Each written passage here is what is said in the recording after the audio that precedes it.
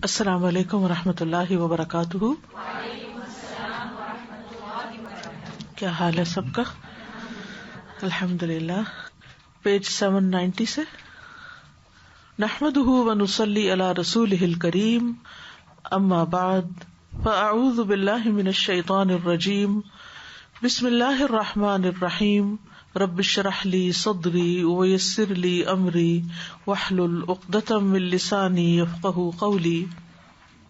ویقین البشر علی قسمین، اور انسان کا یقین دو قسم کا ہوتا ہے۔ احدھا یقین علی اللہ، ان میں سے ایک ہے اللہ پر یقین کا ہونا۔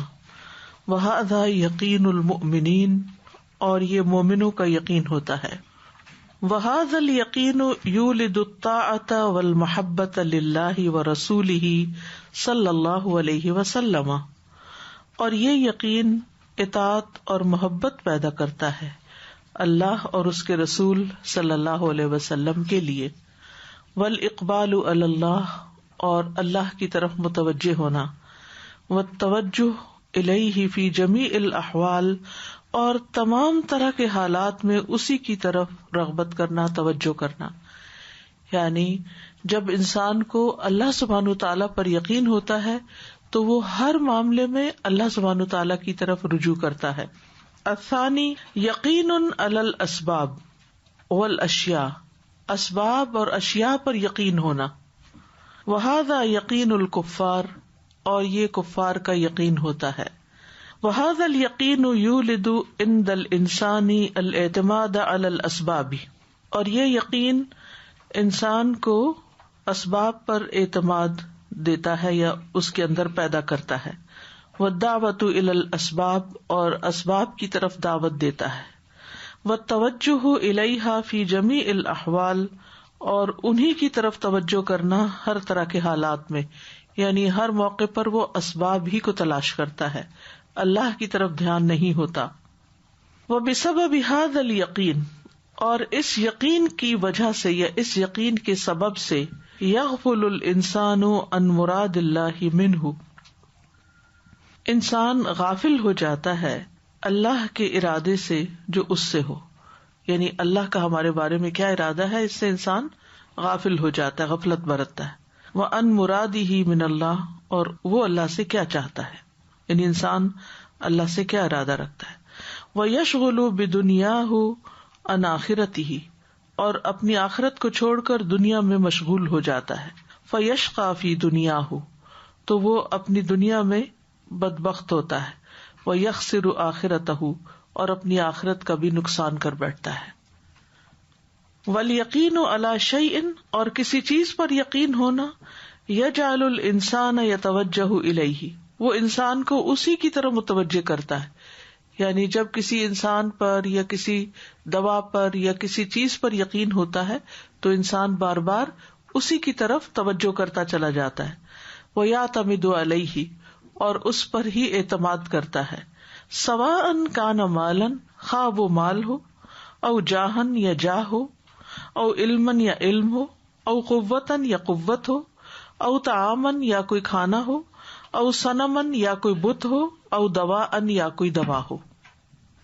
یعنی یہ ہیں وہ چیزیں جن پر عام طور پر انسان اعتماد کرتا ہے اپنی دنیا کے کام نکالنے کے لیے، اور انہی پر بھروسہ کرتا ہے، اللہ کو بھول جاتا ہے۔ وَلَمَّا كَانَ الْاعْتِمَادُ عَلَى هَذِهِ الْأَشْيَاءِ مِن دُونِ اللَّهِ فِي قَضَاءِ الْحَاجَاتِ شِرْكًا بِاللَّهِ، اور جب ان چیزوں پر اعتماد ہوتا ہے اللہ کو چھوڑ کر، من دون اللہ، اللہ کے سوا، اللہ کو بھول کر، فی قضاء الحاجات، حاجات پوری کرنے میں، شرکم باللہ، شرک ہے اللہ کے ساتھ، یعنی اللہ کے ساتھ ایک طرح سے شریک ٹھہرانا ہے۔ انسان کا بھروسہ اللہ پر ہونا چاہیے، نہ کہ صرف ان چیزوں پر۔ لذا اسی وجہ سے یجب نفی تاثیر جمیع المخلوقات والاشیاء، اسی لیے واجب ہے، لازم ہے نفی کر دینا، مائنس کر دینا تمام مخلوقات اور اشیاء کی تاثیر کو۔ وَإِثْبَاتُ الْيَقِينِ عَلَى ذَاتِ اللَّهِ وَأَسْمَائِهِ وَصِفَاتِهِ وَدِينِهِ، اور یقین کو ثابت رکھنا، یقین پکا رکھنا اللہ کی ذات پر، اس کے ناموں پر، اس کی صفات پر اور اس کے دین پر. فَهُوَ الْفَعَّالُ لِمَا يَشَاءُ تو وہی سب کچھ کر لینے والا ہے جو وہ چاہتا ہے. وَغَيْرُهُ اور اس کے علاوہ لَا يَفْعَلُ شَيْئًا إِلَّا بِإِذْنِهِ اور اس کے علاوہ کوئی بھی ایسا نہیں جو کچھ کر سکے مگر اس کے اذن سے. یعنی اور سب جو ہیں وہ جو بھی کرتے ہیں وہ اللہ کے اذن سے ہی کر سکتے ہیں, اذن کے بغیر نہیں کر سکتے. صرف اللہ کی ذات ہے کہ جو کلی مختار ہے اور ہر چیز کی پوری قوت اس کے ہاتھ میں ہے. فَهُوَ سُبْحَانَهُ الَّذِي پس وہ اللہ سبحانہ تعالی ہی ہے. يُدَبِّرُ الْأَمْرَ يُفَصِّلُ الْآيَاتِ لَعَلَّكُمْ بِلِقَاءِ رَبِّكُمْ تُوقِنُونَ جو معاملات کی تدبیر کرتا ہے, آیات کو کھول کے بیان کرتا ہے تاکہ تم اپنے رب کی ملاقات پر یقین رکھو.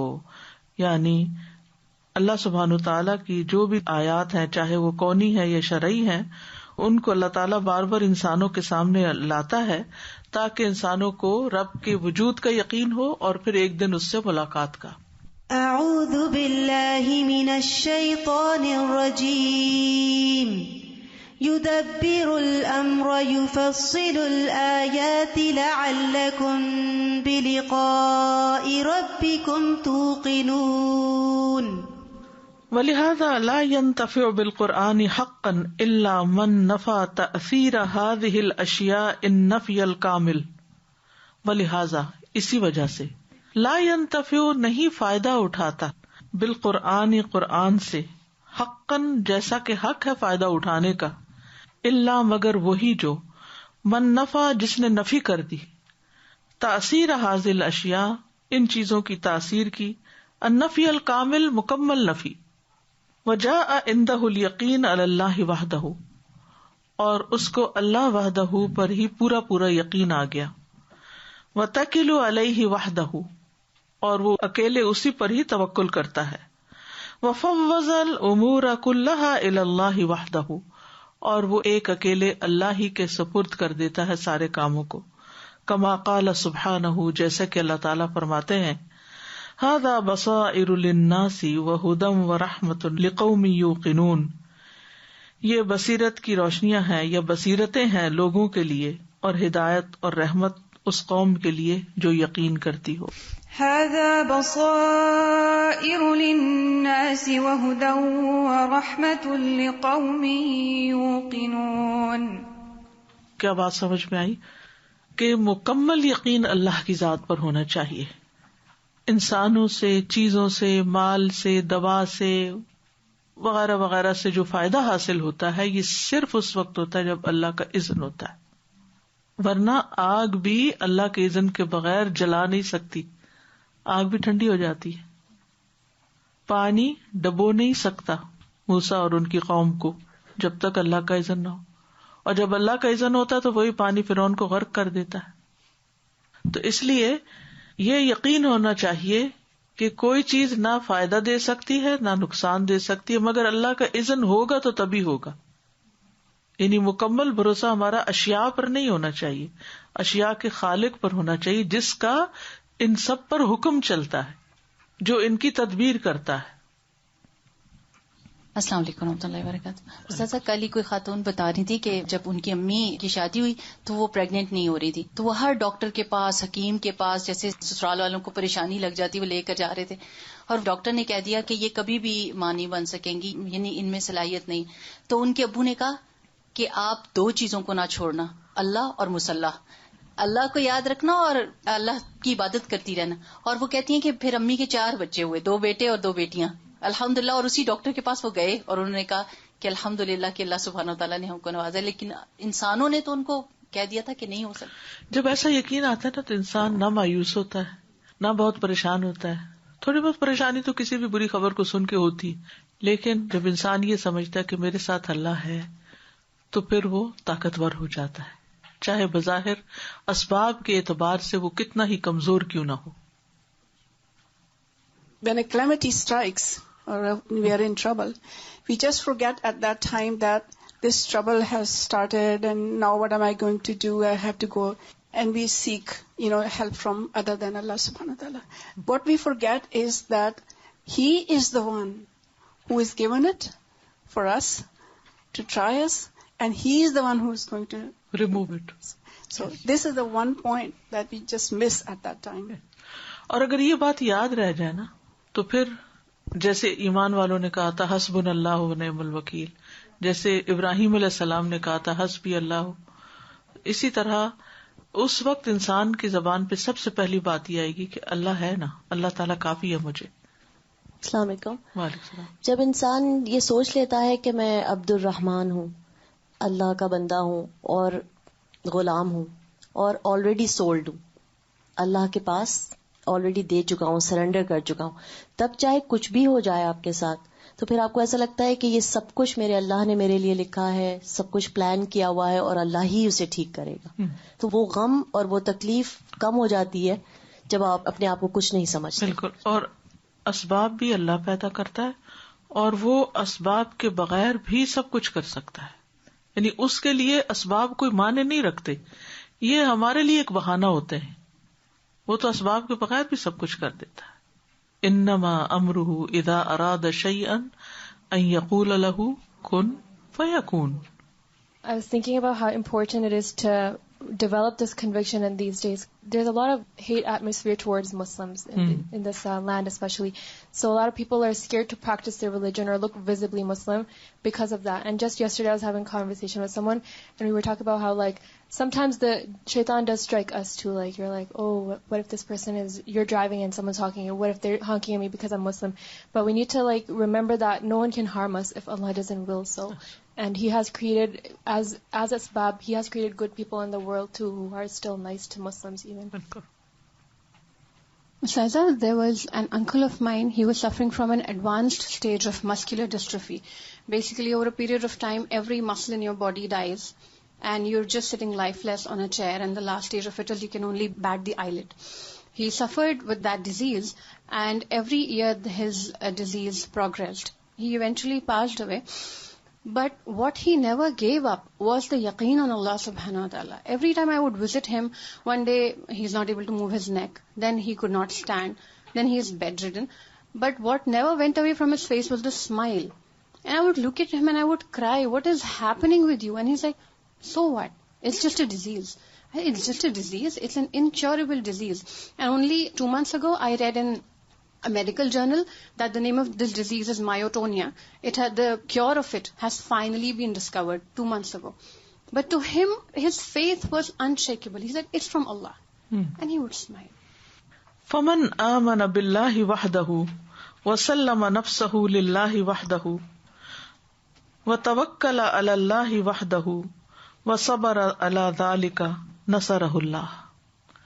تو جو اللہ پر ایمان لائے اکیلے اسی پر، وسلم نفسہ للہ وحدہ، اور اپنا نفس اپنی ذات ایک اکیلے اللہ کے سپرد کر دے، وتوکل علی اللہ وحدہ، اور ایک اکیلے اللہ پر توکل کرے، بھروسہ کرے، وصبر علی ذالک، اور اس پر صبر بھی کرے یعنی جمع رہے، نصرہ اللہ، اللہ اس کی مدد کرتا ہے، وسخر لہ الکائنات، اور اس کے لیے کائنات کو مسخر کر دیتا ہے، واستخلفہ فی الارض، اور اس کو زمین کی خلافت عطا کرتا ہے، واسعدہ فی الدنیا والآخرہ، اور اس کو دنیا اور آخرت میں خوشیاں عطا کرتا ہے، سعادت نصیب کرتا ہے. حیات سعیدہ، خوشیوں بھری زندگی صرف اسی طریقے سے حاصل ہو سکتی. وجعلہ داعیا الی اللہ والی دینہ، اور اس کو اللہ اور اس کے دین کی طرف دعوت دینے والا بنا دیتا ہے. کما قال سبحانہ، جیسے کہ اللہ سبحانہ تعالیٰ نے فرمایا، وجعلنا منہم ائمۃ یہدون بامرنا لما صبروا وکانوا بآیاتنا یوقنون، اور ہم نے ان میں سے کچھ ائمہ بنائے، امام بنائے، جو ہمارے حکم سے رہنمائی کرتے تھے جب انہوں نے صبر کیا، یعنی صبر کی وجہ سے وہ امامت کے منصب پر فائز ہوئے اور وہ ہماری آیات پر یقین رکھتے تھے. تو یقین اور صبر ایسی چیز ہے کہ جس کی وجہ سے دنیا کی امامت ملتی ہے. وَجَعَلْنَا مِنْهُمْ أَئِمَّةً يَهْدُونَ بِأَمْرِنَا لَمَّا صَبَرُوا وَكَانُوا بِآيَاتِنَا يُوقِنُونَ. فَبِطَاعَةِ اللَّهِ وَرَسُولِهِ وامتثال الأوامر الشرعية تقضى الحاجات وتحل مشاکل الدنیا والآخرہ لا بالاموال والاسباب. تو اللہ اور اس کے رسول کی اطاعت اور اس کے شرعی احکامات کی پابندی سے حاجات پوری ہوتی ہیں، دنیا اور آخرت کی مشکلات حل ہوتی ہیں، نہ کہ صرف مال اور اسباب سے. وأہل الجاہلیت کان عندہم مرضان خطیران. اہل جاہلیت جو تھے، دور جاہلیت کے لوگ، ان کے اندر دو خطرناک بیماریاں تھیں. الاول الیقین علی الاسباب والاصنام، اسباب اور اصنام پر یقین. فاجتہد علیہم الرسول صلی اللہ علیہ وسلم حتی خرج من قلوبہم یقین الاسباب و یقین الاصنام الی الیقین علی اللہ وحدہ لا شریک لہ. تو رسول اللہ صلی اللہ علیہ وسلم نے ان کے ساتھ بہت سخت محنت کی، یہاں تک کہ ان کے دلوں سے اسباب کا یقین نکل گیا اور اصنام یعنی بتوں کا یقین بھی نکل گیا، جو منتقل ہو گیا صرف ایک اللہ وحدہ لا شریک کے یقین کی طرف. یعنی بتوں پر یقین کو ریپلیس کر لیا انہوں نے اللہ پر یقین کے ساتھ. پہلے وہ جیسے فنظل لہا عاکفین، یہ کس نے کہا تھا؟ ہم تو ان پر جم کے ہی رہیں گے، بنی اسرائیل نے کہا تھا، ٹھیک ہے نا. تو اسی طرح جو لوگ اللہ کے سوا کسی اور چیز کو شریک اس کا بناتے ہیں تو اس پر بھی ایسا ہی یقین رکھتے ہیں، چاہے کوئی بزرگ ہو، چاہے وہ کسی قبر کی مٹی ہو، چاہے کچھ بھی ہو. تو یہاں پر یہ بتایا جا رہا ہے کہ خالص توحید کیا تھی کہ صحابہ کرام کے دلوں سے اسباب کے یقین کو نکال کر توحید کا یقین جو ہے وہ اللہ سبحانہ تعالیٰ کی ذات پر یقین جو ہے وہ بھر دیا گیا تھا. اسی لیے آپ دیکھیں کہ طارق بن زیاد جب اندلس کے ساحل پر اترتا ہے تو وہ کیا کرتا ہے؟ ساری کشتیاں جلا دیتا ہے. کس بھروسے پر؟ اللہ کے بھروسے پر. الثانی کان عندہم مرض آخر، ان کی ایک اور بیماری بھی تھی، وہو ان قاضی الحاجات هو الاسباب، اور وہ کیا تھا کہ حاجتیں اسباب بھی پوری کرتے ہیں، یا حاجتیں پوری کرنے والے بس اسباب ہی ہوتے ہیں. فاللہ عز وجل آتاہم الاوامر لقضاء حاجاتہم، تو اللہ سبحانہ تعالیٰ نے انہیں عطا کیے کچھ ایسے احکامات جن سے ان کی ضروریات پوری ہوئیں یا ان کی ضروریات پوری کرنے کے لیے. فاخرج لهم الحوت العظیم من البحر، ان کے لیے ایک بہت بڑی مچھلی سمندر سے نکالی. یہ کب ہوا تھا؟ جب صحابہ ایک ایکسپیڈیشن پہ گئے تھے اور سارا زادرہ ختم ہو گیا تھا تو ساحل پر ان کو ایک بہت بڑی مچھلی گزری کہ اونٹ پر بیٹھ کر بھی وہ اس کے ڈھانچے کے اندر سے گزر گئے. وَأَنزَلَ لَهُمْ بِصَلَاةِ الْإِسْتِسْقَاءِ الْمَاءَ مِنَ السَّمَاءِ، اور اتارا ان کے لیے الماء من السماء، آسمان سے پانی، کس کے ذریعے؟ صلاۃ الاستسقاء کے ذریعے. وَأَخْرَجَ لَهُمُ الْمَاءَ فِي الْحُدَيْبِيَّةِ مِن بَيْنِ أَصَابِعِ الرَّسُولِ صلی اللہ علیہ وسلم، اور حدیبیہ کے موقع پر رسول صلی اللہ علیہ وسلم کی انگلیوں سے پانی نکالا. وَرَأَوْا الْبَرَكَةَ فِي الطَّعَامِ وَالْمَاءِ وَاللَّبَنِ، انہوں نے برکت دیکھی کھانے میں، پانی میں، دودھ میں، بسبب امتثال اوامر اللہ عز وجل، اللہ عز وجل کے احکامات پر عمل کرنے کی وجہ سے. وَقَضَى اللَّهُ حَاجَاتَهُمْ وَنَصَرَهُمْ مَعَ قِلَّةِ الْأَسْبَابِ وَعَدَمِهَا، اور اللہ نے ان کی حاجتیں پوری کر دی اور ان کی مدد فرمائی، کبھی قلت اسباب کے ذریعے اور کبھی اسباب کے بغیر بھی، یعنی تھوڑے اسباب سے بھی اور بالکل اسباب نہ ہونے کے باوجود بھی. وَبِسَبَبِ الدَّعْوَةِ إِلَى اللَّهِ يَزِيدُ الْإِيمَانِ، اور اللہ کی طرف دعوت دینے کے سبب ایمان میں اضافہ ہوتا ہے. یہ جملہ انڈر لائن کر لیں. بہت سے لوگ کہتے ہیں نا ایمان کیسے بڑھائیں، یہ سوال کرتے ہیں نا. ہم سب کا ایک سوال ہوتا ہے کہ ایمان کیسے بڑھے، یہ ان الجھنوں سے نجات کیسے ملے. تو اس کا حل کیا ہے؟ دعوت اللہ، لوگوں کو اللہ کی طرف بلائیں، دین کی تعلیم دیں، قرآن سے شغف رکھیں، تو آپ کے لیے یہ ساری چیزیں ہلکی ہو جائیں گی. وَيَخْرُجُ الْيَقِينُ مِنْ عَلَى الْأَسْبَابِ إِلَى الْيَقِينِ عَلَى الْأَعْمَالِ وَالْأَوَامِرِ كَمَا قَالَ سُبْحَانَهُ، اور نکل جائے گا یقین اسباب پر سے اعمال اور اوامر کے یقین کی طرف. کما قال سبحانہ، جیسا کہ اللہ سبحانہ تعالیٰ کا فرمان ہے، وَلَوْ أَنَّ أَهْلَ الْقُرَىٰ آمَنُوا وَاتَّقَوْا لَفَتَحْنَا عَلَيْهِمْ بَرَكَاتٍ مِّنَ السَّمَاءِ وَالْأَرْضِ وَلَٰكِن كَذَّبُوا فَأَخَذْنَاهُمْ بِمَا كَانُوا يَكْسِبُونَ. اور اگر بستیوں والے ایمان لے آتے اور تقوی اختیار کرتے تو ہم ان پر آسمان و زمین کی برکتوں کے دروازے کھول دیتے، لیکن انہوں نے جھٹلایا تو ہم نے ان کو پکڑ لیا بوجہ اس کے جو وہ کیا کرتے تھے. تو اس سے یہ پتہ چلتا ہے کہ انسان کو اسباب کی فکر ہونے کی بجائے اس کی فکر کرنی چاہیے کہ وہ اللہ کے حق میں کوئی کوتاہی تو نہیں کر رہا اور اس کے حقوق پورے پورے دے رہا ہے، بندوں کے حقوق پورے پورے دے رہا ہے. اگر وہ ایسا کرے گا تو اللہ تعالیٰ اس کی ساری ضروریات پوری کر دے گا اور اسباب کے دروازے بھی کھول دے گا.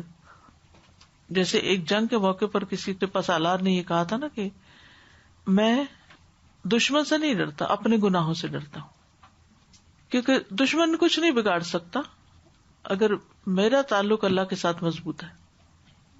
تو ہمیں جب کبھی کوئی مشکل زندگی میں پیش آئے تو بجائے اس کے کہ ہم اسباب باہر ڈھونڈیں، اپنے اندر ڈھونڈیں. کیونکہ وہ حدیث میں آتا ہے نا کہ بعض اوقات انسان ایک گناہ کی وجہ سے رزق سے محروم کر دیا جاتا ہے، یعنی وہ رزق اس کو ملنے والا ہوتا ہے لیکن اس کے اپنے گناہوں ہی کی وجہ سے وہ اس سے چھن جاتا ہے. اسی طرح جب انسان تقوی اختیار کرتا ہے، نیکی کے کام کرتا ہے، اللہ کی طرف راغب ہوتا ہے تو اللہ سبحانہ و تعالیٰ اس کی دنیا کی مشکلات بھی آسان کر دیتے ہیں اور دنیا میں بھی نئے نئے اسباب کے راستے کھول دیتے ہیں. وَلَوْ أَنَّ أَهْلَ الْقُرَىٰ آمَنُوا وَاتَّقَوْا لَفَتَحْنَا عَلَيْهِمْ بَرَكَاتٍ مِّنَ السَّمَاءِ وَالْأَرْضِ وَلَٰكِن كَذَّبُوا فَأَخَذْنَاهُمْ بِمَا كَانُوا يَكْسِبُونَ. استاذہ یہ جو اللہ سبحانہ تعالیٰ کے اوپر یقین ہے کہ اللہ تعالیٰ سبب کے بغیر بھی کچھ نہ کچھ مشکل حل کر دیتے ہیں. تو ایک بچے کے اوپر 25,000 اس کا وسب تھا اور اس نے یہ کہا کہ میں نے یہ ادا کرنا ہے اور میں نے انٹرسٹ نہیں پے کرنا. جب لیا بھی تو یہ ارادہ تھا. تو ایسا ہوا کہ جیسے ہی ابھی ختم ہونے لگی تھی تعلیم تو کسی نے کمیٹی ڈال دی بڑی کہ $1,000 اگر آپ دیں گے تو 25 بندے اگر مل جاتے ہیں. تو کرتے کرتے وہ کمیٹی 25,000 کی ہو گئی اور الحمدللہ وہ یعنی ہر مہینے تھوڑا تھوڑا پے کرنا ہے لیکن وہ پے کر دیا، الحمدللہ پے ہو جائے گا. لیکن اگر ویسے سوچتا تو 25,000 تو کبھی آ ہی نہیں سکتے تھے. استاذہ میں سوچی تھی کہ یہ لا الہ الا اللہ ہم جو کہتے ہیں لفظ کتنے ہلکے کہنے میں تو بڑے ہیں لیکن کتنا وزن ہے ان کا. اسی لیے کہ آج مجھے احساس ہوا کہ صرف اس میں believe that there is no deity worthy of worship، تو اس میں یقین کی کتنی کیفیت آ جاتی ہے کہ اللہ کے سوا کوئی نہیں. تو اگر یہ کیفیت ہماری ہر وقت رہے، بلیف میں بھی، عقیدے میں بھی، ہر چیز میں، تو پھر زندگی آسان ہو جائے. پھر ہماری نمازوں میں بھی وہ خشوع اور صبر آ جائے کہ اللہ ہے نہ کرنے والا، پھر پرابلم بھی ہمیں افیکٹ نہ کرے اس پر. نمازوں میں تسلی توجہ کیوں نہیں ہوتی؟ کیونکہ ہمیں یہ ہوتا ہے کہ ہمارے اسباب جو ہے نا وہ ہمارے ہاتھ سے نکل جائیں گے، یہ کام رہ جائے گا، وہ چلا جائے گا، وہ فلاں چھوٹ جائے گا، یا انہی کے بارے میں سوچتے رہتے ہیں یہ کیسے کروں، وہ کیسے کروں، یہ مسئلہ کیسے حل ہو، یا رونا بھی آتا ہے تو دنیا ہی کے مسائل پہ آتا ہے. I just want to share my experience. I was just reviewing this. فَمَنْ آمَنَ بِاللَّهِ وَسَلَّمَ نَفْسَهُ وَتَوَكَّلَ عَلَى اللَّهِ and وَالصَّبْرُ عَلَى ذَلِكَ. So when we were moving to Canada for the immigration, so at that time my brother was constantly telling me that when you're at the airport, don't do the niqab. Just for that passage, just don't do the niqab because it's going to create more trouble and Bilawal ji ki questioning and interrogation hogi sara. So he had drilled this in me and somehow my heart was just not at peace doing that because you're not used to it and then you know why you're doing it. And even during my plane ride, I was constantly thinking, what should I do, and asking Allah for hidayah and give me the right thing to do. And subhanAllah, Saza, when we were leaving, we came from Abu Dhabi. When we were leaving from Abu Dhabi airport, almost every security exit, they asked me to take off my niqab. And I said, okay, you give me the female. I did that. When I reached Canada, none of the security exits asked me to take the niqab off. So much so that when on landing, they asked for, the fresher photographs, because we had submitted the papers way before. So I had 2 kids at that time. So the officer who was at the desk, he said that your wife doesn't need to take another photograph, only your kids and yourself, to my husband. He said only they need fresher photographs and she's okay to go. Subhanallah, Allah subhanahu wa ta'ala manages it. یقین کی بات ہے. استاذہ آپ نے یہ جو جملہ کہا کہ میں دشمن سے نہیں ڈرتا، اپنے گناہوں سے ڈرتا ہوں، ویری ڈیپ. I mean ہلا دیا اس نے کہ بندہ خود ہی اپنا دشمن بنا ہوا ہے اور پہچان بھی نہیں رہا. اندر ہی اتنا کچھ ذخیرہ ہے جو کہ اپنے لیے ہی غلط بنایا ہوا ہے، اور پھر ڈر رہے دوسرے لوگوں سے. سو خود ہی اتنے ویک ہو جاتے ہیں کہ اٹیک کرنا آسان ہے دوسرے لوگوں کو. یعنی خوف تو اندر ہی سے اٹھتا ہے نا، اور وہ وہیں سے اٹھتا ہے جہاں پر وہ کچھ ایسی چیزیں جمع ہو جاتی ہیں. خود پہ تو جھانکتے بھی نہیں، کبھی بھی نظر خود پہ نہیں. جب فنگر پوائنٹ آؤٹ کرتے تو دوسرے پہ کرتے، خود پہ نہیں کرتے. اگر کریں تو یہ it's a very beautiful sentence کہ دشمن سے نہیں ڈرتا، میں اپنے ہی گناہوں سے ڈرتا ہوں. Very beautiful. جزاک اللہ خیر. Assalamu alaikum wa rahmatullahi wa barakatuh. Me and Sister Ruby were moving something very heavy from the masjid. I don't remember what it was, but it was very heavy and we want to get rid of it and put it outside the masjid and put it beside the garbage which is far. Subhanallah, we are struggling and subhanallah, we opened the door, we found a man. His size is the same as the door, and we said, subhanallah, we just said bismillah, and we found him when we opened the door of the masjid. Assalamu alaikum, Ustaza. Ustaza, back in India, my nephew helps new Muslims. So one of the girls, she came from a very traditional families, Hindu families, and she hated Muslims actually. And in her workplace, she fell in love with a Muslim person. And he said, my parents won't agree to this match unless you become a Muslim. She said, that's not possible. So he said, you just show them. You don't have to believe from your heart. You just show them. And you pretend, he showed her the way to do the salah. So you just follow this and you show them once. They'll be convinced and they'll be okay with it. She did it, but later on she started studying about Islam. And she became such a good Muslimah. Then she started questioning. She would come and ask my nephew that this person, he has so much munafiqat in him. He wanted me to pretend, but I can't do that. And our religion teaches me that I should see Iman first. So how can I marry this person now? And people around her were telling, her family was opposing. They said, if you leave this person now, there will be no one to help you now. The father may even kill you. But she said, no, I have so much belief in Allah subhanahu wa ta'ala. I trust him. He'll find me a good partner if he is to be my partner. But I'm not going to marry this person. And alhamdulillah, later on, she is very well settled now. She got a very nice person who married her. تو بات ہو رہی تھی وَبِسَبَبِ الدَّعْوَةِ إِلَى اللَّهِ يَزِيدُ الْإِيمَانِ وَيَسْهُلُ خُرُوجَ الْيَقِينِ عَلَى الْأَصْنَامِ. دعویٰ کی وجہ سے ہی اصنام پر سے یقین ختم ہوتا ہے. لیکن یقین الاسباب لا يخرج الا بالمجاہدۃ المستمرہ. یہ بھی بڑا اہم ہے اور یہ ہم سب کو چاہیے. اسباب پر یقین نہیں نکلتا مگر مستقل مسلسل جدوجہد کے ساتھ، کیونکہ آپ پلٹ پلٹ کر اسباب کی طرف جاتے ہیں. کوئی تکلیف ہوئی فوراً اس کا حل اسباب میں ہی ڈھونڈتے ہیں، دعا نہیں کرتے، اللہ سے مدد نہیں مانگتے، اس طرف توجہ نہیں کرتے. تو یہ مسلسل کوشش سے پیدا ہوتا ہے. ایک دفعہ بھولے پھر اپنے آپ کو یاد دہانی کرے، نہیں اللہ سے پہلے مانگنا ہے، اللہ سے پوچھنا ہے، اللہ سے رجوع کرنا ہے، اللہ دے گا، اللہ کرے گا. وَالتَّضْحِيَةِ بِكُلِّ شَيْءٍ مِنْ أَجْلِ إِعْلَاءِ کلمۃ اللہ، اور ہر چیز کو قربان کرنا اللہ کے کلمے کو بلند کرنے کی خاطر، یعنی اللہ کا نام بلند کرنے کے لیے، اللہ کے دین کو عزت بخشنے کے لیے ہر طرح کی قربانی کے لیے تیار ہو جانا. ہر طرح کی قربانی میں کیا کیا شامل ہے؟ صبح سے شروع کریں، دن کے آغاز سے، سب سے پہلے نیند. اب مثال کے طور پہ آپ دیکھیے کہ آپ صبح نماز کے لیے تو الحمدللہ اٹھ جاتے ہیں، لیکن باقی گھر کی روٹین یہ ہے کہ جیسے سیٹرڈے سنڈے کو وہ نماز کے بعد واپس بستر پہ جاتے ہیں، لیکن آپ اسٹڈی ٹیبل پہ چلے جاتے ہیں کیونکہ آپ کو اسائنمنٹ کرنی ہے. یہ فرق ہو جاتا ہے نا کہ وہ تو آرام کر رہے ہیں اور آپ کام کر رہے ہیں، یہ قربانی ہو گئی. پھر اسی طرح انہوں نے پکنک کا پروگرام بنا لیا اور آپ نے ویکینڈ کلاس کا پروگرام بنا لی. قربانی ہو گئی نا. تو جب تک یہ ساری قربانیاں ہوتی نہیں اس وقت تک انسان صحیح معنوں میں دعوت اللہ کا دعویٰ نہیں کر سکتا، کیونکہ کبھی تو زندگی گزرتی ہے کچھ سیکھنے میں، کبھی گزرتی ہے کچھ سکھانے میں. اور خاص طور پر علم کا حاصل کرنا، کیونکہ جب اپنے پاس نہیں ہوگا تو دیں گے کیسے. علم کا حاصل کرنا تو قربانی مانگتا ہے. پھر اسی طرح باقی چیزوں میں بھی، مال کو آپ دیکھ لیں، آرام، وقت، بہت سی نفس کی خواہشات، لذتیں، ان سب چیزوں کو قربان کرنا پڑتا ہے. اور پھر ٹائم ہمارا سکویز ہو جاتا ہے، کیونکہ اس کام کے لیے گھر سے نکلنا، یہاں آنا، بیٹھنا، وقت لگانا، اور پھر باقی سارے کام جو لوگ سارا دن آرام سے کرتے ہیں وہ چند گھنٹوں میں کرنا پڑتا ہے. تو بہت سارے پریشرز آ جاتے ہیں.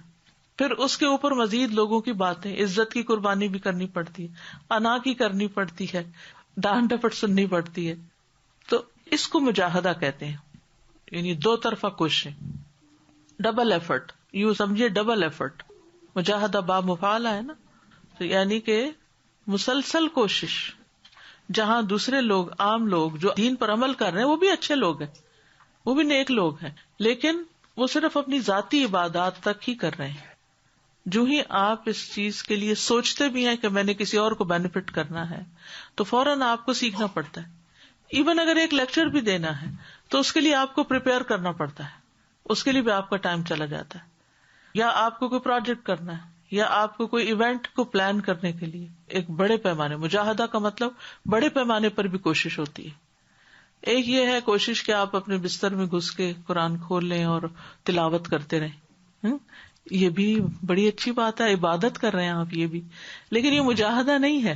مجاہدہ ہے بستر چھوڑ کے نکل کے اور جگہ جگہ جا کے لوگوں کو انوائٹ کرنا اور اپنے گھر کو تیار کرنا کہ لوگ آ کے وزٹ کریں اور دیکھیں اور اسلام کو سمجھیں. تو ان دو چیزوں میں بڑا فرق ہے. تو جب انسان مجاہدہ کرتا ہے تو والذین جاہدوا فینا لنہدینہم سبلنا، پھر ایک نہیں کئی راستے اللہ دکھاتا ہے. کچھ لوگ یہی سوچتے زندگی بسر کر دیتے ہیں کہ کیا کریں، کون سا کام کریں، کوئی فیلڈ نہیں پکڑ پاتے، وہ کہیں کے بھی نہیں ہوتے. اور جب تک آپ کسی ٹریک پہ چڑھے نہیں، ریل گاڑی کتنی بھی خوبصورت ہو، ٹریک پر نہ ہو تو منزل پہ نہیں پہنچ سکتی، وہیں کھڑی رہے گی. کشتی کو آپ سمندر میں نہیں اتاریں گے خطرناک لہروں اور موجوں کے مقابلے کے لیے تو وہ خشکی پر کوئی فائدہ نہیں دے گی، الا یہ کہ اس کو پہیے لگا لیں اور چلا لیں سڑک پہ، تو یعنی وہ گاڑی بھی نہیں بن سکتی وہ. تو اس کے لیے آپ کو جب آپ فیلڈ میں اترتے ہیں تو ایسے ہی جیسے کشتی سمندر میں اتری، جب سمندر میں اترے گی تو پھر ہچکولے بھی لگیں گے اور پھر مخالف ہوائیں بھی چلیں گی اور پھر زندگی کا بھی خوف آئے گا اور بے شمار چیزیں آئیں گی راستے میں. اور پھر اس میں انسان اس وقت جب اسباب سارے ختم ہو جاتے ہیں، کوئی فریاد رس نہیں ہوتا، تو کافر منافق کا بھی سارا یقین بھروسہ پھر کس پہ ہوتا ہے. یعنی جب سمندر میں اتر کے وہ کتنی زبردست ٹریننگ ہوتی ہے. وہ جو توحید اس وقت پختہ ہوتی ہے وہ گھر میں بیٹھ کے نہیں ہوتی. یعنی صرف ترجمہ یاد کر لینے سے یا صرف سبق پڑھ لینے سے نہیں ہوتی. تو اسی لیے یہ کہتے ہیں کہ قرآن سے بھی فائدہ نہیں اٹھا سکتے آپ پورا جب تک کہ آپ کا یقین نہ ہو. واللہ عز وجل جعل القلوب مکان الایمان والیقین والتوحید. اللہ عز وجل نے دلوں کو بنایا ہے مقام ایمان، یقین اور توحید کا. وآتى الاجسام لامتثال اوامر اللہ فی جمیع الاحوال، اور جسم عطا کیے ہیں ہمیں، یعنی باقی سارا جسم کس لیے ہے؟ اللہ تعالیٰ کے احکامات پر عمل کرنے کے لیے ہر طرح کے حالات میں، موافق ہوں یا مخالف ہوں. حتی یمشی الانسان علی اوامر اللہ انزل اللہ القرآن الذی فیہ اوامر الدین و اوامر جہد الدین. اور حتیٰ کہ چلتا ہے انسان اللہ تعالیٰ کے ان احکامات پر جن کو اللہ نے قرآن میں نازل کیا، جن میں دین کے اوامر بھی ہیں اور دین کے لیے کی جانے والی جد و جہد کے احکامات بھی ہیں. یعنی قرآن میں دین پر عمل کرنے کے احکامات بھی ہیں اور دین کو آگے پھیلانے کے احکامات بھی ہیں. تو حق کا تلاوت ہی نہیں ہو سکتا جب تک یہ دونوں کام نہ کیے جائیں.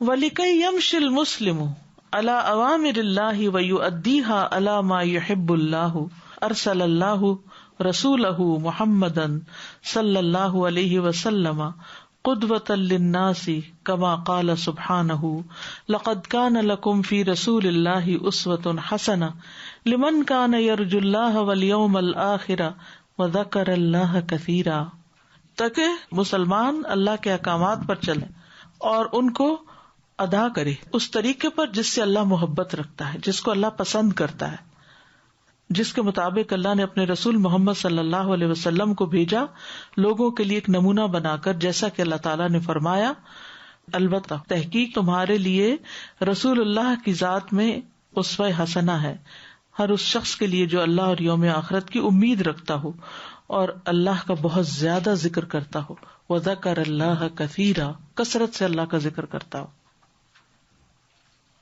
لقد كان لكم في رسول الله أسوة حسنة لمن كان يرجو الله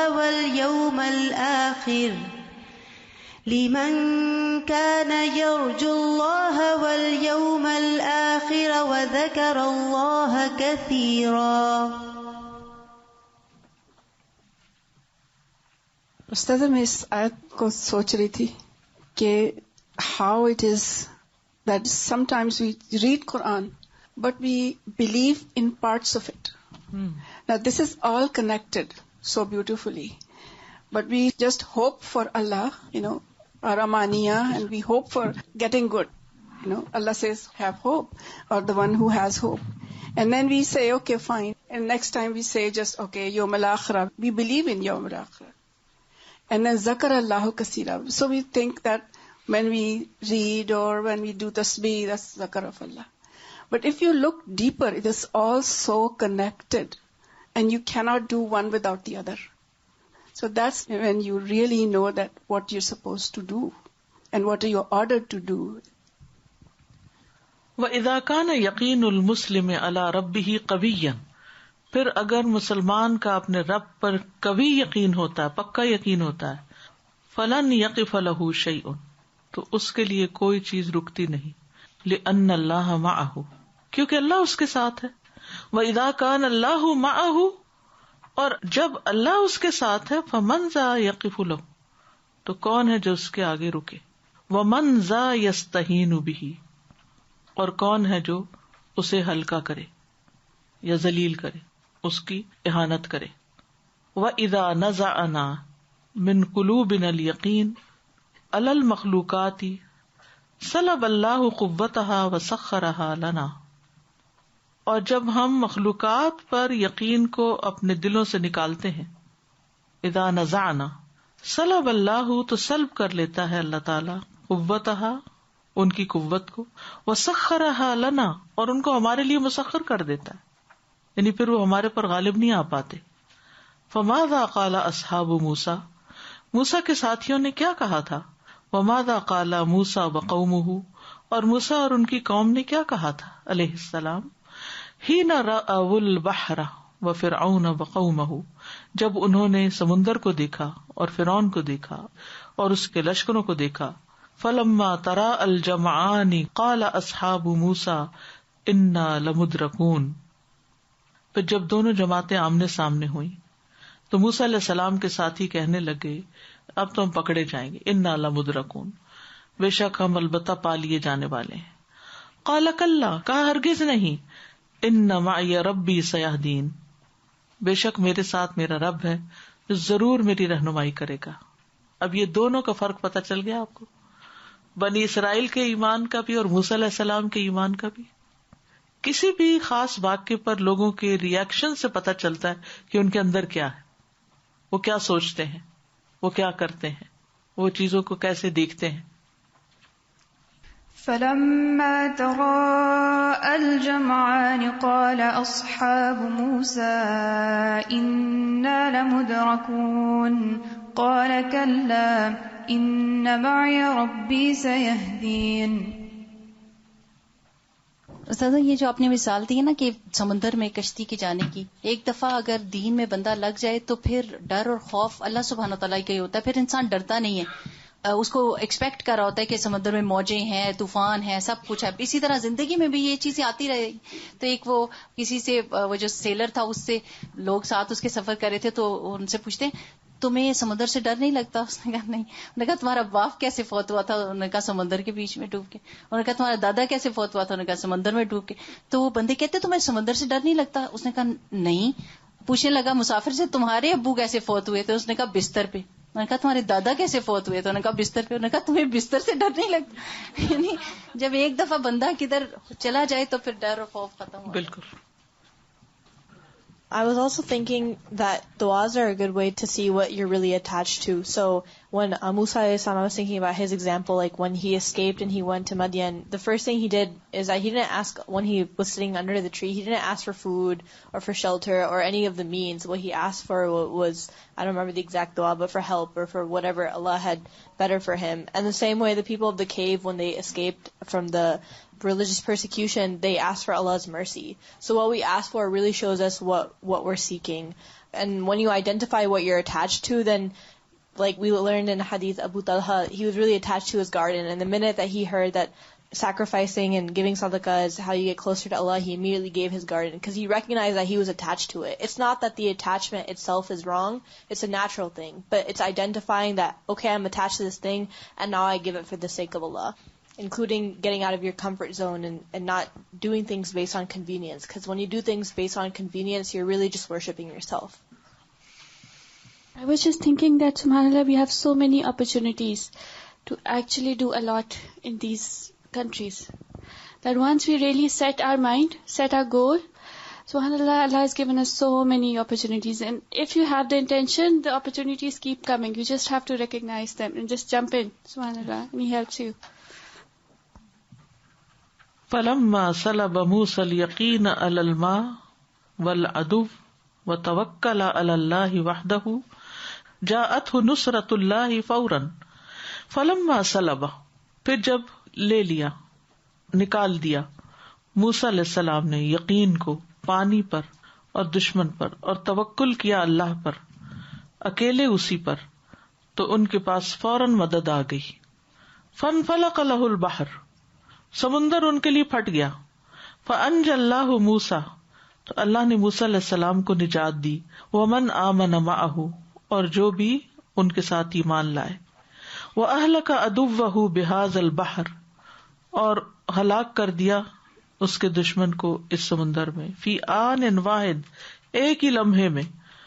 امر بالنجات وامر بالہلاک، ایک ہی لمحے میں اس نے حکم دیا نجات کا اور حکم دیا ہلاک کا. کما قال سبحانہ، جیسے کہ اللہ تعالیٰ نے فرمایا. فأوحینا الی موسیٰ، ہم نے موسیٰ علیہ السلام کو وحی کی. ان اضرب بعصاک البحر، کہ اپنے عصا کو سمندر پہ مارو. فانفلق، تو وہ پھٹ گیا. فکان کل فرق کالطود العظیم، تو ہر ٹکڑا ایک بڑی چٹان کی طرح ہو گیا. وازلفنا ثم الاخرین، اور ہم نے قریب کیا وہیں پر دوسروں کو. وانجینا موسیٰ ومن معہ اجمعین، اور نجات دے دی ہم نے موسیٰ اور جو ان کے ساتھ تھے سب کو. ثم اغرقنا الاخرین، پھر دوسروں کو ہم نے غرق کر دیا. ان فی ذلک لآیہ، یقیناً اس میں البتہ ایک نشانی ہے. وما کان اکثرهم مؤمنین، اور ان کی اکثریت مومن نہ تھی. وان ربک لہو العزیز الرحیم، اور بے شک تیرا رب البتہ وہ زبردست ہے، رحم فرمانے والا ہے. فَأَوْحَيْنَا إِلَى مُوسَىٰ أَنِ اضْرِب بِّعَصَاكَ الْبَحْرَ فَانفَلَقَ فَكَانَ كُلُّ فِرْقٍ كَالطَّوْدِ الْعَظِيمِ وَأَزْلَفْنَا ثَمَّ الْآخَرِينَ وَأَنجَيْنَا مُوسَىٰ وَمَن مَّعَهُ أَجْمَعِينَ ثُمَّ أَغْرَقْنَا الْآخَرِينَ إِنَّ فِي ذَلِكَ لَآيَةً وَمَا كَانَ أَكْثَرُهُم مُّؤْمِنِينَ وَإِنَّ رَبَّكَ لَهُوَ الْعَزِيزُ الرَّحِيمُ. ومن كان يقينه على غير الله سلطه الله عليه وأذله به وخذله من جهته كما أذل الله قوم نوح مع كثرتهم. اور جس کا یقین غیر اللہ پر ہو تو اللہ تعالیٰ اسی کو اس پہ مسلط کر دیتا ہے اور اس کے ساتھ اس کو ذلیل کر دیتا ہے اور اسی کی طرف اس کو چھوڑ دیتا ہے، جس طرح اللہ نے قوم نوح کو ان کی کثرت کے باوجود ذلیل کر دیا، وعادا مع قوتہم، اور عاد کو ان کی قوت کے باوجود، وفرعون مع ملکہ، اور فرعون کو اس کی حکومت کے باوجود، وقارون مع مالہ، اور قارون کو اس کے مال کے باوجود۔ والمؤمن فی یقینہ علی ربہ کالطیر، اور مومن اپنے رب پر یقین میں پرندے کی طرح ہوتا ہے۔ فما دام الطیر فی الارض، تو جب تک پرندہ زمین پر ہوتا ہے، یرا کل شیء کبیرا، ہر چیز اس کو بڑی نظر آتی ہے، ویخاف من ای شیء، اور کسی بھی چیز سے ڈر جاتا ہے۔ پرندہ ذہن میں لائیے جو ادھر ڈر رہا ہوتا ہے نا دیکھ کے چیزیں۔ فاذا حلق فی السماء، پھر جب وہ آسمان میں اڑتا ہے، رآ کل شیء صغیرا، اس کو ہر چیز چھوٹی نظر آتی ہے۔ ولا یخاف من احد، وہ کسی سے بھی نہیں ڈرتا، لأنہ ترقی فی علو السماء، کیونکہ وہ چڑھتا جا رہا ہے آسمان کی بلندیوں میں۔ فکذلک المسلم، مسلمان بھی ایسا ہوتا ہے، ما دام متاثرا بالمخلوق فہو دائما فی خوف، جب تک وہ مخلوق سے متاثر ہوتا ہے تو ہر وقت خوف میں رہتا ہے۔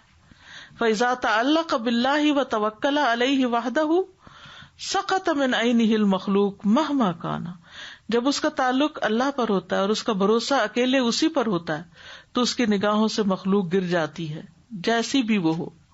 ومہما کانت قوتہ، اور جتنی بھی اس کی بڑی قوت ہو وہ اس کو خاطر میں نہیں لاتا۔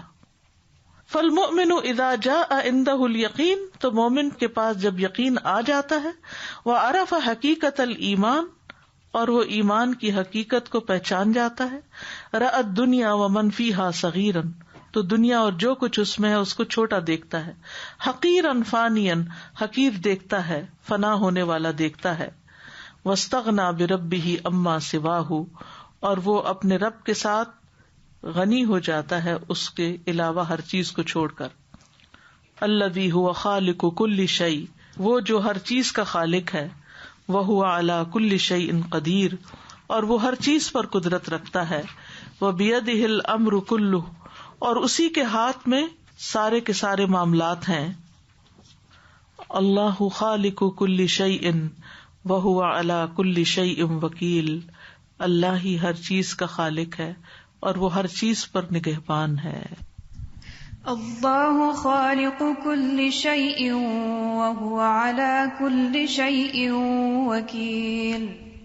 وَإِذَا جَاءَ الْيَقِينُ عَلَى ذَاتِ اللَّهِ، اور جب یقین آ جاتا ہے اللہ کی ذات پر، وَأَسْمَائِهِ وَصِفَاتِهِ وَأَفْعَالِهِ وَخَزَائِنِهِ وَوَعْدِهِ وَوَعِيدِهِ، اور اس کے ناموں، اس کی صفات، اس کے کاموں، اس کے خزانوں، اس کے وعدوں، اس کی وعیدوں پر، اقبل المسلم علی ربہ، تو مسلمان اپنے رب کی طرف متوجہ ہوتا ہے، وتلذذ بطاعتہ، اور اس کی اطاعت کے ساتھ لذت پاتا ہے، ونفر من معصیتہ، اور اس کی نافرمانی سے بھاگتا ہے، وسارع الی ما یرضیہ، اور اس چیز کی طرف دوڑتا ہے جو اس کو راضی کرتا ہے، وجفل مما یغضبہ، اور وہ الگ ہو جاتا ہے جو چیز اس کو غضبناک کرتی ہے، واستغنى بربہ عما سواہ، اور وہ غنی ہو جاتا ہے اپنے رب کے ساتھ اس کے علاوہ کو چھوڑ کر، یعنی اس کا رب اس کے لیے کافی ہو جاتا ہے۔ والفرق بین یقین المؤمن و یقین الکافر، تو مومن اور کافر کے یقین کا فرق کیا ہے؟ ان المؤمن یقینہ ان کل شیء بامر اللہ، مومن کا یقین یہ ہوتا ہے کہ ہر چیز اللہ کے حکم سے ہوتی ہے، وجودہ بامر اللہ، اس کا وجود بھی اللہ کے حکم سے ہے، وزوالہ بامر اللہ، اور اس کا زوال بھی، وزیادتہ بامر اللہ، اس میں اضافہ بھی اللہ کے حکم سے ہوتا ہے، ونقصہ بامر اللہ، اور اس کی کمی بھی اللہ کے حکم سے، ونفعہ بامر اللہ، اور اس کا نفع بھی اللہ کے حکم سے، وضررہ بامر اللہ، اور اس کا نقصان بھی اللہ کے حکم سے، وکثرتہ بامر اللہ، اور اس کی کثرت بھی اللہ کے حکم سے، وقلتہ بامر اللہ، اور اس کی قلت یا اس کی کمی بھی اللہ کے حکم سے. اما الکافر، لیکن کافر، فیقینہ علی ما یراہ من الاسباب فقط، تو وہ جو اسباب دیکھتا ہے بس اس پر ہی اس کا یقین ہوتا ہے. وقد فسد یقین کثیر من المسلمین من ثلاثۃ وجوہ، بہت سے مسلمانوں کا جو یقین ہے 3 وجوہات کی بنا پر فاسد ہو گیا. 3 چیزیں جن کی وجہ سے ان کا یقین خراب ہوا ہے. الاول، اذا سألت المسلم کیف نحصل علی المال، جب تم مسلمان سے پوچھتے ہو کہ ہم مال کیسے حاصل کریں، قال بالعمل او التجارہ، تو وہ کہے گا کام کر کے یا کوئی بزنس کر کے. وَكَذَلِكَ يَقُولُ الْيَهُودِي وَالنَّصْرَانِي وَكُلُّ كَافِرٍ، یہی تو جواب ہوتا ہے ہر یہودی، عیسائی اور کافر کا بھی. فَصَارَ يَقِينُ هَؤُلَاءِ كَيَقِينِ الْكُفَّارِ عَلَى الْأَسْبَابِ، تو مسلمانوں کا یقین بھی کفار کے یقین کی طرح ہو گیا ہے اسباب پر ہی. الثانی، اذا سألت مسلم، جب تم مسلمان سے پوچھتے ہو کیف نحصل علی الاشیاء کالطعام واللباس ونحوہما، کہ جیسے کھانا ہے، لباس ہے وغیرہ وغیرہ، قال بالمال، کہے گا مال سے، پیسے لاؤ. وہذا ما یقولہ الیہودی والنصرانی وکل کافر، ایسے ہی تو کہتے ہیں یہودی بھی، عیسائی بھی، اور سب کافر بھی. الثالث، اذا سألت المسلم کیف تصلح احوالنا، جب تم مسلمان سے پوچھتے ہو کہ ہمارے حالات کیسے درست ہوں گے. وکیف یذهب عنا الخوف والذلہ والجوع، اور ہم سے خوف اور ذلت اور بھوک کیسے ختم ہوگی. قال اذا كانت عندنا القوة والمال والاشیاء، کہتا ہے جب ہمارے پاس قوت، مال اور اشیاء ہوں گے. وہذا ما یقولہ الیہودی والنصرانی وکل کافر، اسی طرح کہتے ہیں یہودی، عیسائی اور سب کافر. ولکن مقتضی الایمان ان یقول المؤمن، ایمان کا تقاضا یہ ہے کہ مومن کہے المال لا یاتی الا بارادۃ اللہ والعمل والتجارۃ سبب، کہ مال اللہ کے حکم سے آتا ہے، عمل، کام، تجارت تو سبب ہے. والاشیاء لا تاتی الا بارادۃ اللہ، اور چیزیں نہیں آتی مگر اللہ کے ارادے سے. والاحوال لا تصلح الا بارادۃ اللہ، اور حالات درست نہیں ہوتے مگر اللہ کے حکم سے. فهو الذی یفعل ما یشاء ویغیر اذا شاء، تو وہ اللہ ہی ہے جو چاہتا ہے کرتا ہے اور تبدیل کرتا ہے جب چاہتا ہے. ویبدل اذا شاء، اور بدل دیتا ہے جب وہ چاہتا ہے. فما شاء اللہ کان، تو جو اللہ چاہتا ہے ہو جاتا ہے. وما لم یشاء لم یکن، اور جو وہ نہیں چاہتا وہ نہیں ہوتا. وبیدہ کل شیء، اور اسی کے ہاتھ میں ہے ہر چیز.